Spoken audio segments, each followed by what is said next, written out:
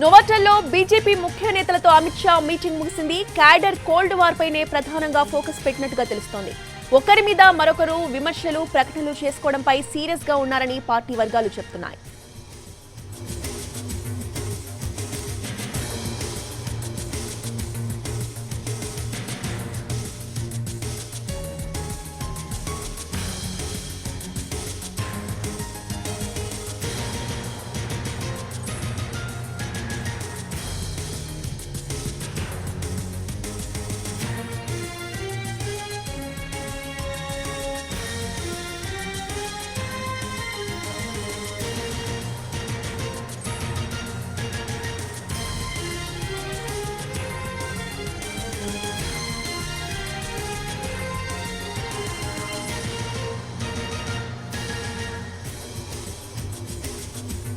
కేంద్ర హోంమంత్రి అమిత్ షా కాసేపట్లో చార్మినార్ భాగ్యలక్ష్మి ఆలయానికి వెళ్లనున్నారు. శంషాబాద్ నోవాటల్ నుంచి భాగ్యలక్ష్మి ఆలయానికి బయలుదేరతారు.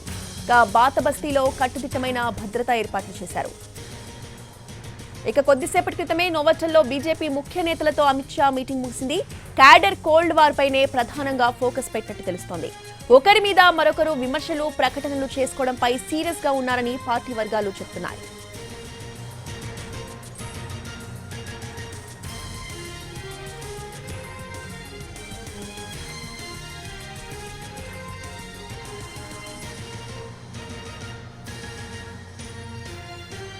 కేంద్ర హోంమంత్రి అమిత్ షా మరి కాసేపట్లో చార్మినార్ భాగ్యలక్ష్మి ఆలయానికి వెళ్లనున్నారు.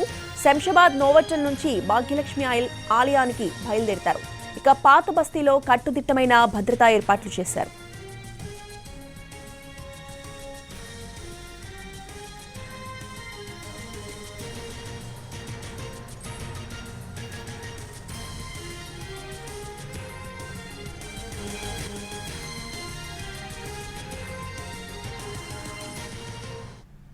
నోవాటల్లో బీజేపీ ముఖ్య నేతలతో అమిత్ షా మీటింగ్ ముగిసింది. క్యాడర్ కోల్డ్ వార్ పైనే ప్రధానంగా ఫోకస్ పెట్టినట్టుగా కూడా తెలుస్తోంది. ఈ మీటింగ్ కి సంబంధించిన పూర్తి అప్డేట్స్ ని మా ప్రతినిధి రవి అందిస్తారు. రవి, రోజా దాదాపు గంట పాటు బీజేపీ జాతీయ స్థాయి అదేవిధంగా రాష్ట్ర స్థాయి నేతలతో అమిత్ షా సమావేశం అయ్యారు. ఈ సమావేశంలో ముఖ్యంగా పార్టీ నేతల మధ్య జరుగుతున్నటువంటి కోల్డ్ వార్ పైనే దృష్టి పెట్టినట్లుగా తెలుస్తోంది. నేతలకు గట్టి క్లాస్ కూడా తీసుకున్నట్లుగా తెలుస్తోంది. అసెంబ్లీ ఎన్నికల తర్వాత ఒకరిపైన ఒకరు ఆరోపణలు చేసుకోవడం, సోషల్ మీడియా వేదికగా పోస్టులు పెట్టడం, లేకపోతే మీడియాకు లీకులు ఇవ్వడం ద్వారా కొందరు నేతల మధ్య గ్యాప్ వచ్చినట్లుగా తెలుస్తోంది.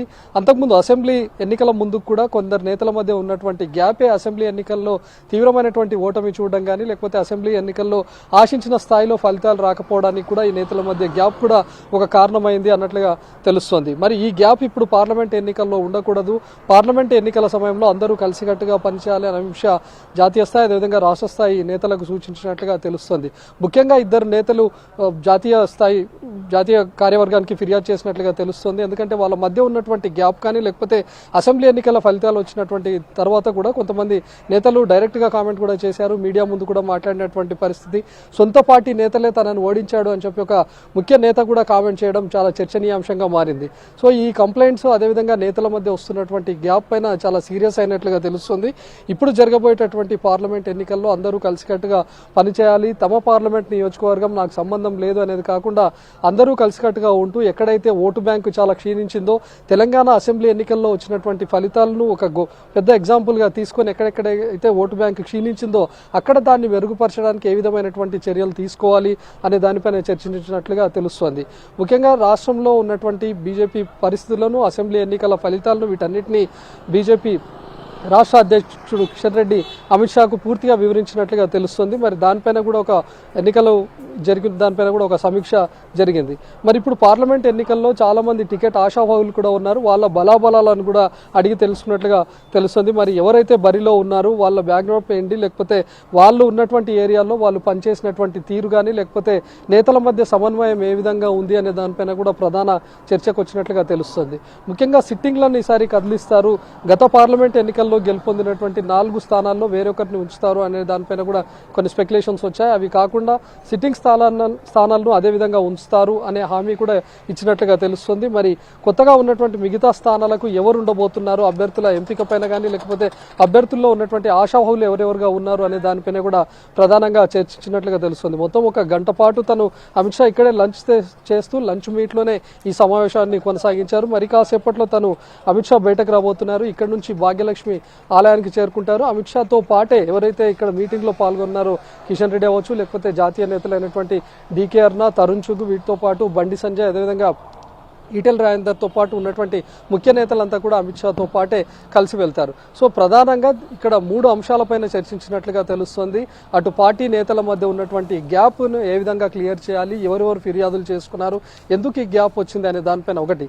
రెండవది, ఎలాంటి లీకులు ఇవ్వద్దు, లేకపోతే అటు మీడియాకు కానీ లీకులు ఇవ్వకపోవడం కానీ, సోషల్ మీడియాలో లీకులు ఇచ్చి ఒకరిపై ఒకరు రాయించుకోవడం కానీ, లేకపోతే సోషల్ మీడియాలో పోటాపోటీ పోస్టులు పెట్టించుకోవడం లాంటివి జరగకూడదని.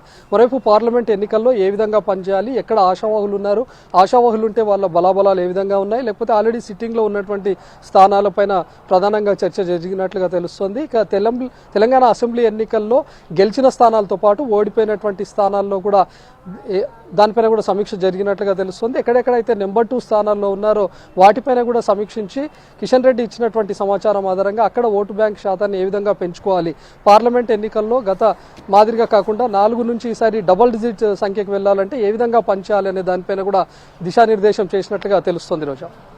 Right, thank you Ravi.